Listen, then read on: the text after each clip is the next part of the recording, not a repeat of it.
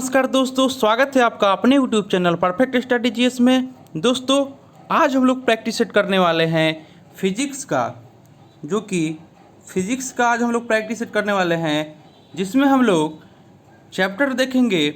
आज का पहला चैप्टर हो जाएगा यानी कि यांत्रिकी।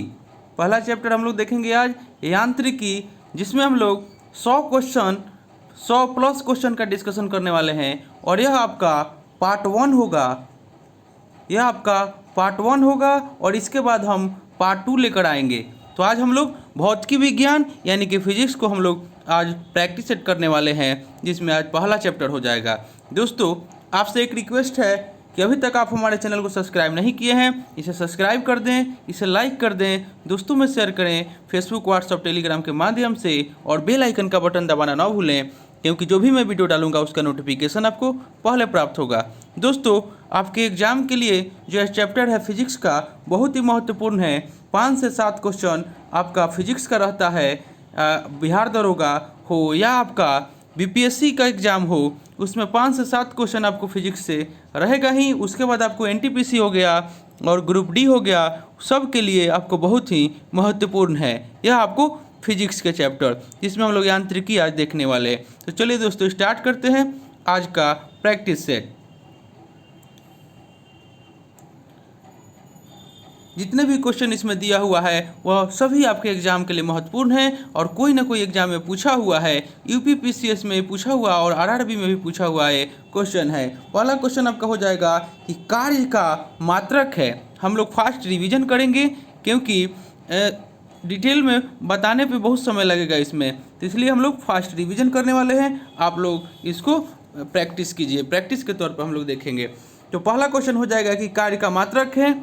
एक का राइट आंसर हो जाएगा ऑप्शन नंबर ए, जूल हो जाएगा। कार्य का मात्रक जूल हो जाएगा, और आपको ऊर्जा का भी मात्रक जूल होता है। और ऑप्शन बी में दे रहा है बल का मात्रक न्यूटन हो जाएगा। उसके बाद ऑप्शन सी में जो दे रहा है आपको वाट, तो शक्ति का मात्रक वाट हो जाता है। नेक्स्ट क्वेश्चन देख लेते हैं। क्वेश्चन नंबर 2 में आपको कह रहा है कि प्रकाश वर्ष किसकी इकाई है।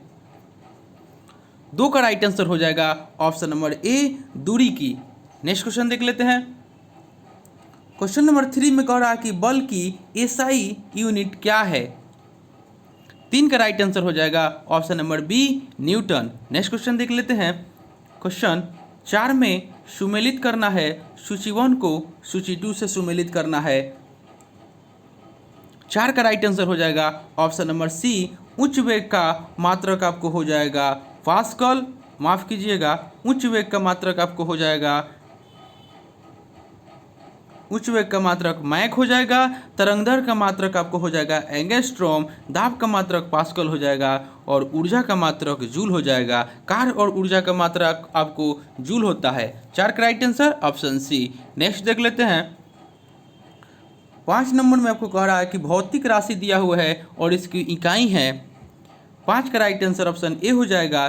दूरी का मात्रक आपका हो जाएगा प्रकाश वर्ष, पदार्थ की मात्रा का हो जाएगा आपको मोल, उसके बाद विद्युत आवेश की मात्रा का आपको इकाई हो जाएगा कूलम, और ऊर्जा का मात्रक वाट घंटा हो जाएगा। यानी कि आपका 5 का राइट आंसर ऑप्शन ए हो जाएगा। नेक्स्ट देख लेते हैं। क्वेश्चन नंबर 6, इसमें भी भौतिक राशि है और उसकी इकाई है। 6 का राइट आंसर हो जाएगा ऑप्शन नंबर डी, त्वरण का मात्रक मीटर प्रति सेकेंड स्क्वायर। उसके बाद बल का मात्रक आपको न्यूटन हो जाएगा, कृत कार्य का मात्रक जूल हो जाएगा, और आवेग का मात्रक न्यूटन सेकेंड हो जाएगा। 6 का राइट आंसर ऑप्शन डी हो जाएगा। नेक्स्ट देख लेते हैं। 7 में आपको कह रहा है कि निम्नलिखित में से समय का मात्रक नहीं है। 7 का राइट आंसर हो जाएगा ऑप्शन नंबर सी, प्रकाश वर्ष। नेक्स्ट देखते हैं। क्वेश्चन नंबर 8 में कह रहा है कि पारसेक इकाई है। 8 का राइट आंसर हो जाएगा ऑप्शन नंबर ए, दूरी की। नेक्स्ट देख लेते हैं। क्वेश्चन नंबर 9, निम्नलिखित में से कौन सा एक सुमेलित नहीं है। 9 का राइट आंसर हो जाएगा ऑप्शन नंबर डी, सेल्सियस जो दे रहा है उष्मा की इकाई, यह आपका सही नहीं है। डेसिबल ध्वनि की प्रबलता की इकाई सही है। अश्व शक्ति शक्ति की इकाई सही है। समुद्री मील नौ संचालन में दूरी की इकाइयाँ भी आपका सही है। नेक्स्ट देख लेते हैं। क्वेश्चन नंबर 10, ल्यूमेन किसका मात्रक है। 10 का राइट आंसर हो जाएगा ऑप्शन नंबर बी, ज्योति फ्लक्स का मात्रक आपको ल्यूमेन हो जाएगा। नेक्स्ट देख लेते हैं। 11 में आपको कह रहा है कि भौतिक मात्रा ज्योति की इकाई है। भौतिक मात्रा ज्योति की इकाई क्या है? 11 का राइट आंसर हो जाएगा ऑप्शन नंबर सी, लक्स जो है आपको ज्योति की इकाई है। नेक्स्ट देख लेते हैं। क्वेश्चन नंबर 12 पास्कल इकाई है। 12 का राइट आंसर हो जाएगा ऑप्शन नंबर बी, दाब की। नेक्स्ट देख लेते हैं। कैंडेला मात्रक है। 13 का राइट आंसर हो जाएगा ऑप्शन नंबर डी, ज्योति तीव्रता का मात्रक आपको कैंडेला है। नेक्स्ट देख लेते हैं। जूल निम्नलिखित की इकाई है। 14 का राइट आंसर हो जाएगा ऑप्शन नंबर ए, ऊर्जा की इकाई आपको जूल हो जाएगा। नेक्स्ट देख लेते हैं।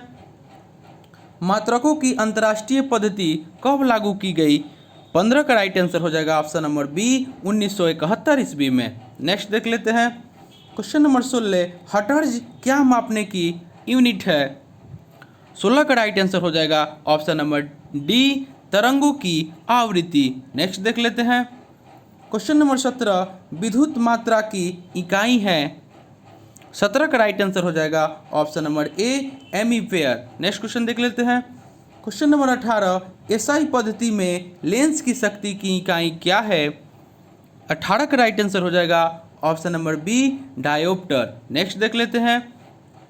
19 में आपको कह रहा है कि डेसिबल किसे नापने के लिए प्रयोग में लाया जाता है? 19 का राइट आंसर हो जाएगा ऑप्शन नंबर सी, वातावरण में ध्वनि। नेक्स्ट देख लेते हैं।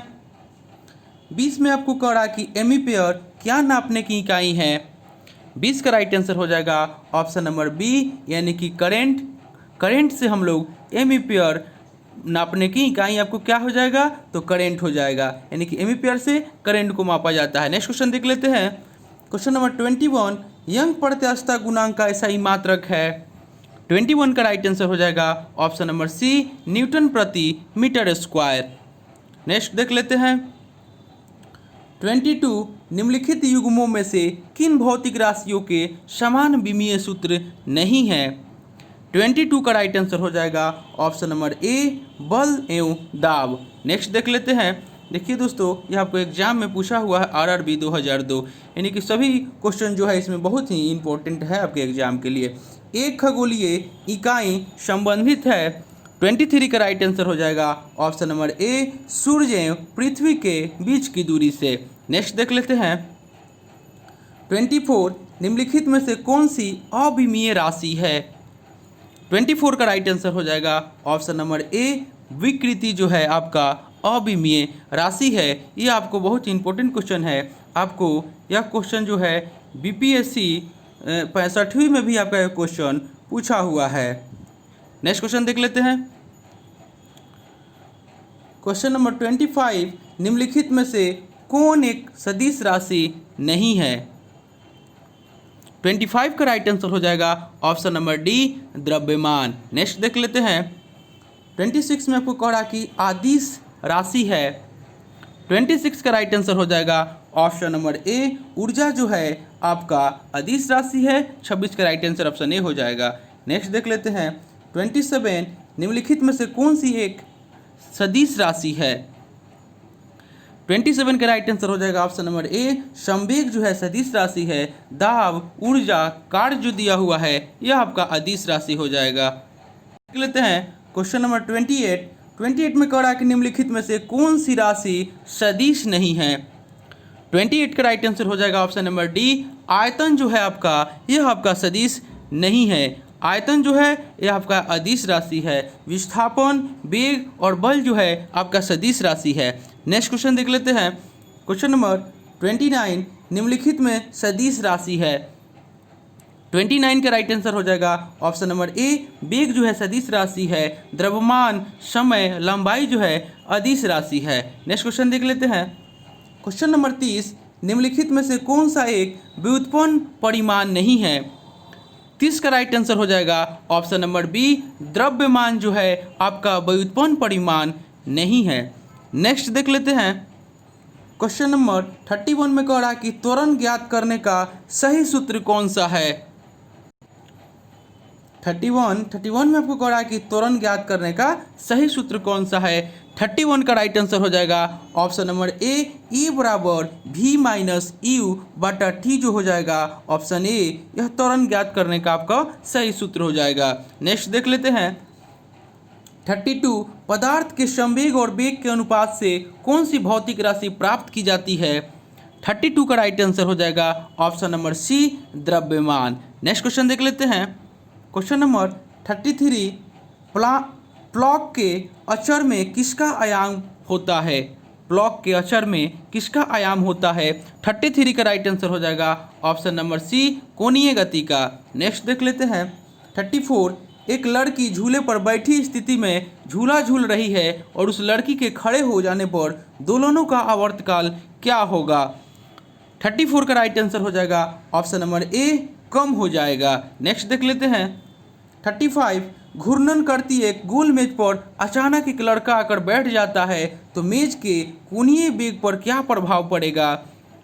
35 का राइट आंसर हो जाएगा ऑप्शन नंबर ए, कम हो जाएगा। नेक्स्ट क्वेश्चन देख लेते हैं 36, यदि किसी चलती हुई वस्तु के वेग को दोगुना कर दिया जाए तो उसका या उसकी चाल क्या हो जाएगी।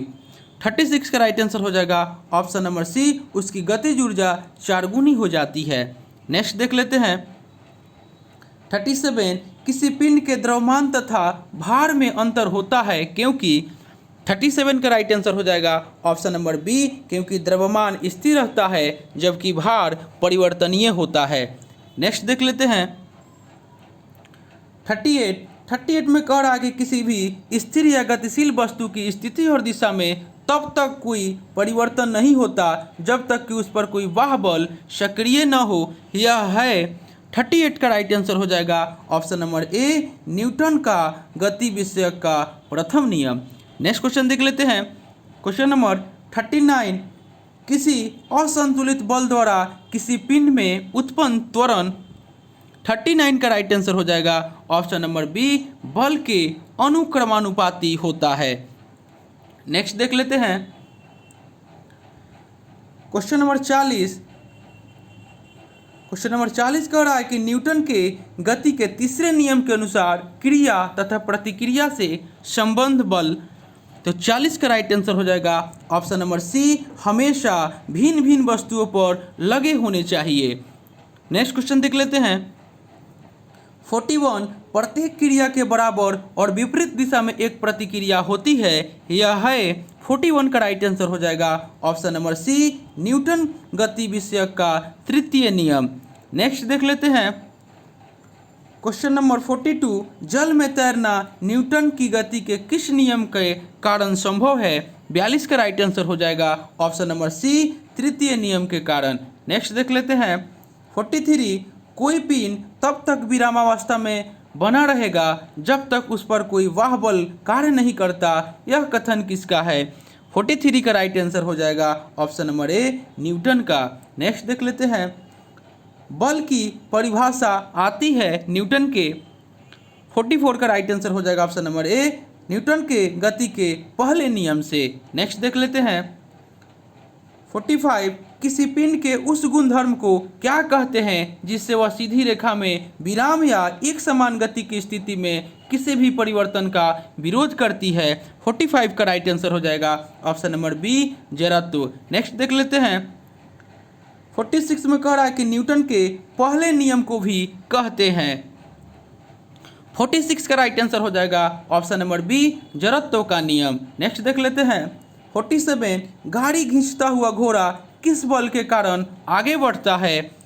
47 का राइट आंसर हो जाएगा ऑप्शन नंबर डी, पृथ्वी द्वारा घोड़े के पैरों पर आरोपित बल से। नेक्स्ट देख लेते हैं 48, चलती हुई बस जब अचानक ब्रेक लगाती है तो उसमें बैठे हुए यात्री आगे की दिशा में गिरते हैं। इसको किसके द्वारा समझाया जा सकता है। 48 का राइट आंसर हो जाएगा ऑप्शन नंबर बी, न्यूटन का पहला नियम के अनुसार इसको समझाया जा सकता है। नेक्स्ट देख लेते हैं 49, रॉकेट किस सिद्धांत पर कार्य करता है। 49 का राइट आंसर हो जाएगा ऑप्शन नंबर ए, न्यूटन का तृतीय नियम के अनुसार रॉकेट आपका रॉकेट जो है आपको न्यूटन के तृतीय नियम के अनुसार कार्य करता है। नेक्स्ट देख लेते हैं 50 में कह रहा है कि अश्व यदि एकाएक चलना प्रारंभ कर दे तो अश्वरोही के गिरने की आशंका का कारण है। तो 50 का राइट आंसर हो जाएगा ऑप्शन नंबर सी, यानी कि विश्राम जड़त्व। नेक्स्ट देख लेते हैं 51, क्रिकेट का खिलाड़ी तेजी से आते हुई बॉल को क्यों अपने हाथ को पीछे खींचकर पकड़ता है। 51 का राइट आंसर हो जाएगा ऑप्शन ए कि बॉल विश्राम की स्थिति में आ सकती है। नेक्स्ट देख लेते हैं क्वेश्चन नंबर 52 में आपको कह रहा है कि बल गुणनफल है। 52 का राइट आंसर हो जाएगा ऑप्शन नंबर बी, द्रव्यमान और त्वरण का। द्रव्यमान और त्वरण का गुणनफल आपको बल है। नेक्स्ट देख लेते हैं 53, जब कोई व्यक्ति चंद्रमा पर उतरता है तो उसके शरीर में उपस्थित। 53 का राइट आंसर हो जाएगा ऑप्शन नंबर बी, भार घट जाता है तथा मात्रा अपरिवर्तित रहती है। नेक्स्ट देख लेते हैं 54, यदि भूमध्य रेखा से ध्रुवों की ओर जाते हैं तो जी का मान। 54 का राइट आंसर हो जाएगा ऑप्शन नंबर ए, बढ़ता है। नेक्स्ट देख लेते हैं 55, शरीर का वजन। इसका राइट आंसर हो जाएगा ऑप्शन नंबर बी, ध्रुवों पर अधिकतम होता है। नेक्स्ट देख लेते हैं 56,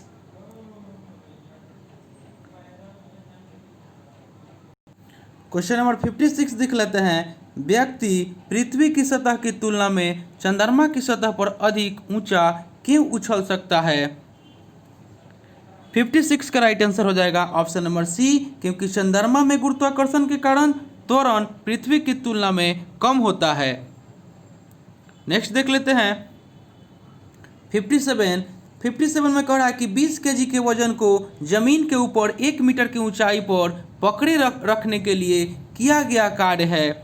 57 का राइट आंसर हो जाएगा ऑप्शन नंबर डी, यानी कि 0 जूल। नेक्स्ट देख लेते हैं 58 में कह रहा है कि एक व्यक्ति एक दीवार को धक्का देता है और उसे विस्थापित करने में असफल रहता है तो वह करता है।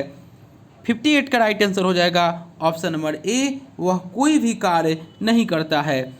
दोस्तों आपसे एक रिक्वेस्ट है, अभी तक आप हमारे चैनल को सब्सक्राइब नहीं किए हैं प्लीज़ इसे अवश्य सब्सक्राइब कर लें। नेक्स्ट देख लेते हैं क्वेश्चन नंबर 59, पहाड़ी पर चढ़ता एक व्यक्ति आगे की ओर झुक जाता है क्योंकि। 59 का राइट आंसर हो जाएगा ऑप्शन नंबर डी, क्योंकि स्थायित्व बढ़ाने के लिए। नेक्स्ट देख लेते हैं क्वेश्चन नंबर 60 में आपको कह रहा है कि पीसा की ऐतिहासिक मीनार तिरछी होते हुए भी नहीं गिरती है क्योंकि। 60 का राइट आंसर हो जाएगा ऑप्शन नंबर ए, इसके गुरुत्व केंद्र से जाने वाली ऊर्ध्वाधर रेखा आधार से होकर जाती है। नेक्स्ट देख लेते हैं 61, जाड़े की रातों में अत्यधिक ठंड पड़ने पर पानी की पाइपें फट जाती है क्योंकि। 61 में आपको कह रहा है कि जाड़े की रातों में अत्यधिक ठंड पड़ने पर पानी की पाइपें फट जाती है क्योंकि। 61 का राइट आंसर हो जाएगा ऑप्शन नंबर सी, क्योंकि जमने के बाद पानी का आयतन बढ़ जाता है। नेक्स्ट देख लेते हैं 62 में कह रहा है कि पानी से भरी डॉट लगी बोतल जमने पर टूट जाएगी क्योंकि।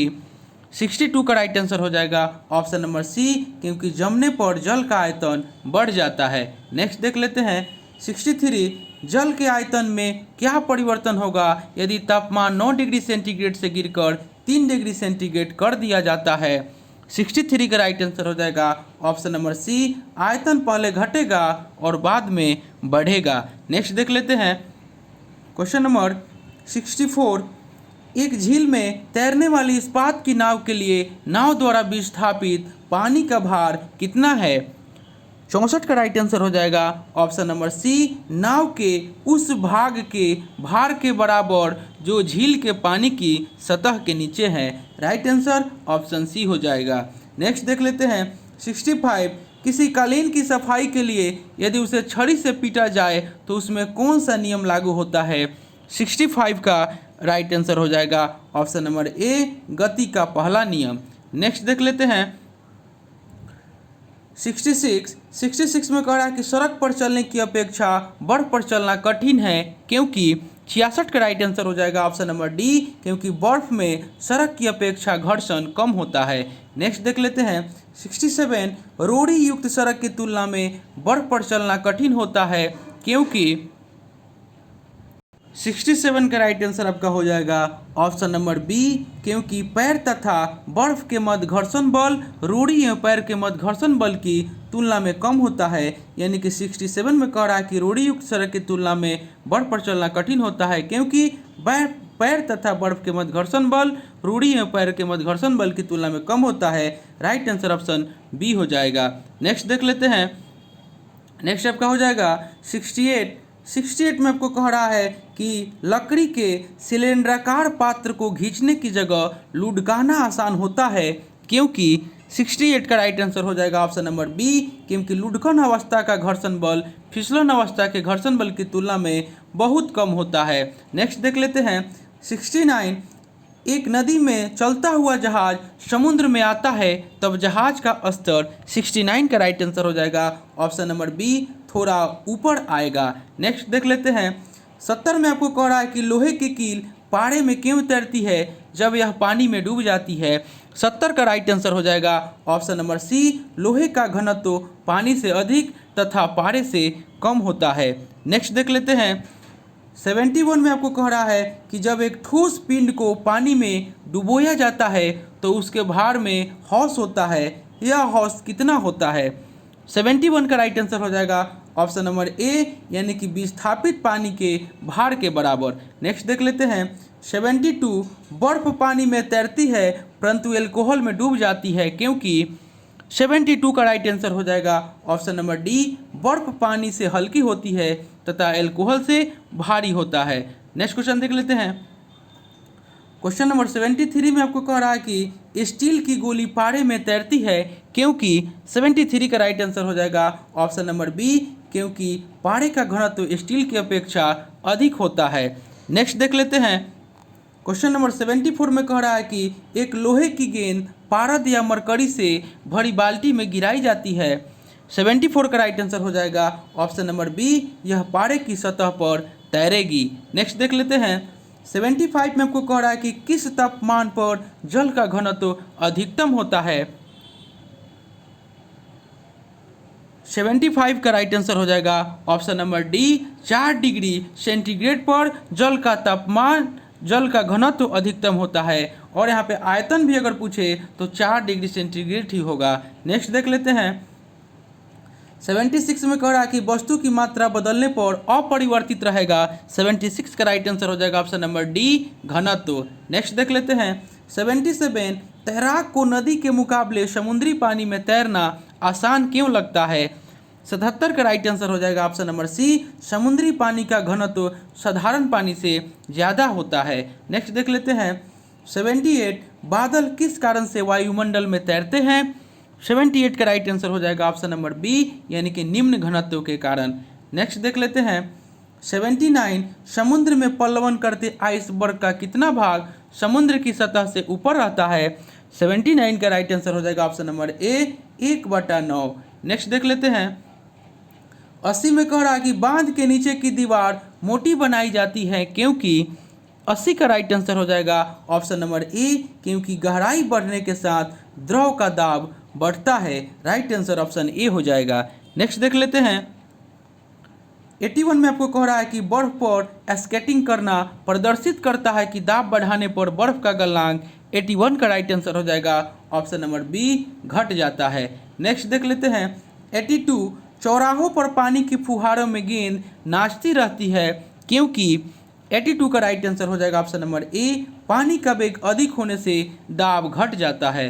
नेक्स्ट देख लेते हैं 83, भारी हिमखंड शीर्ष की अपेक्षा निचले तल से पिघलता है क्योंकि 83 का राइट आंसर हो जाएगा ऑप्शन नंबर बी, क्योंकि निचले तल का दाब अधिक होने के कारण गलनांक घट जाता है। नेक्स्ट देख लेते हैं 84, दलदल में फंसे व्यक्ति को लेट जाने की सलाह दी जाती है क्योंकि 84 का राइट आंसर हो जाएगा ऑप्शन नंबर ए, क्योंकि क्षेत्रफल अधिक होने से दाब कम हो जाता है। नेक्स्ट देख लेते हैं 85, बर्फ के 2 टुकड़ों को आपस में दबाने पर टुकड़े आपस में चिपक जाते हैं क्योंकि 85 का राइट आंसर हो जाएगा ऑप्शन नंबर ए, क्योंकि दाब अधिक होने से बर्फ का गलनांक घट जाता है। नेक्स्ट देख लेते हैं। 86 में आपको कह रहा है कि प्राय तेज आंधी पर फूस या टीन की हल्की छतें उड़ जाती है, क्योंकि 86 का राइट आंसर हो जाएगा ऑप्शन नंबर सी, क्योंकि छत के ऊपर बहने वाली उच्च वेग की वायु छत सतह पर दाब उत्पन्न कर देती है तथा छत के नीचे दाब सामान्य रहता है। नेक्स्ट देख लेते हैं। 87 में आपको कह रहा है कि रेल की पटरी के नीचे लकड़ी या कंक्रीट की चौड़ी पट्टियाँ लगाई जाती है, जिससे कि 87 का राइट आंसर आपका हो जाएगा ऑप्शन नंबर डी, क्योंकि रेलगाड़ी द्वारा लगाया गया दाब कम हो जाए। नेक्स्ट क्वेश्चन देख लेते हैं। क्वेश्चन नंबर 88, पहाड़ों पर कभी कभी व्यक्तियों के नाक मुंह से खून निकलने लगता है, क्योंकि 88 का राइट आंसर हो जाएगा ऑप्शन नंबर डी, क्योंकि ऊंचाई बढ़ने के साथ वायुमंडलीय दाब घटता है। नेक्स्ट देख लेते हैं। 89, हवाई जहाज में फाउंट पेन से स्याही बाहर निकल आती है, क्योंकि 89 का राइट आंसर हो जाएगा ऑप्शन नंबर ए, क्योंकि ऊंचाई बढ़ने से वायु दाब में कमी आती है। नेक्स्ट देख लेते हैं। क्वेश्चन नंबर 90, यदि पृथ्वी का द्रव्यमान वही रहे और त्रिज्या 1% कम हो जाए तब पृथ्वी के तल पर जी का मान 90 का राइट आंसर हो जाएगा ऑप्शन नंबर बी, यानी कि 2% बढ़ जाएगा। नेक्स्ट देख लेते हैं। क्वेश्चन नंबर 91, ऊंचाई की जगहों पर पानी 100 डिग्री सेंटीग्रेड के नीचे तापमान पर क्यों उबलता है?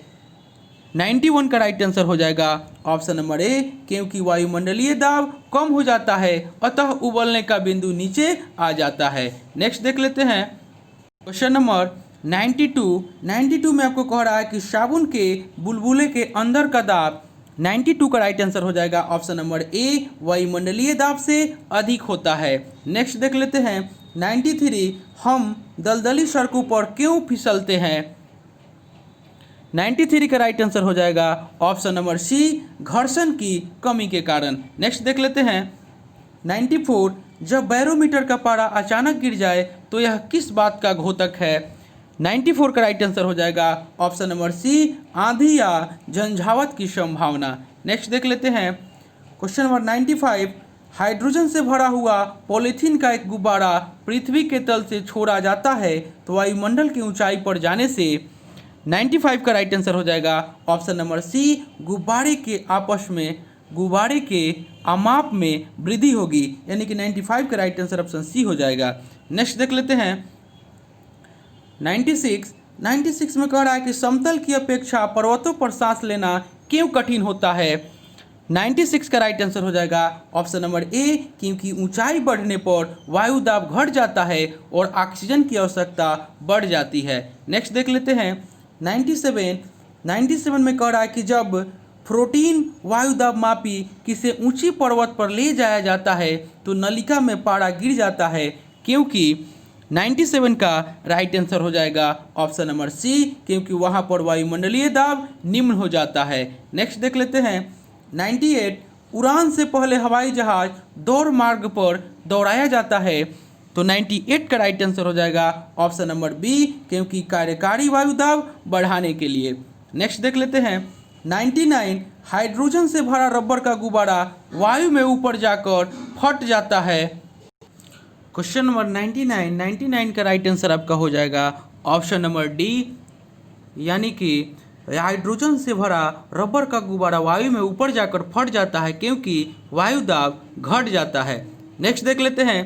क्वेश्चन नंबर 100 में आपको कह रहा है कि प्रेशर कुकर में खाना कम समय में पकता है, क्योंकि 100 का राइट आंसर हो जाएगा ऑप्शन नंबर सी, क्योंकि अधिक दाब के कारण उबलते पानी का ताप बढ़ जाता है। नेक्स्ट देख लेते हैं। क्वेश्चन नंबर 101 में कह रहा है आपको कि सूर्य पर ऊर्जा का निर्माण होता है।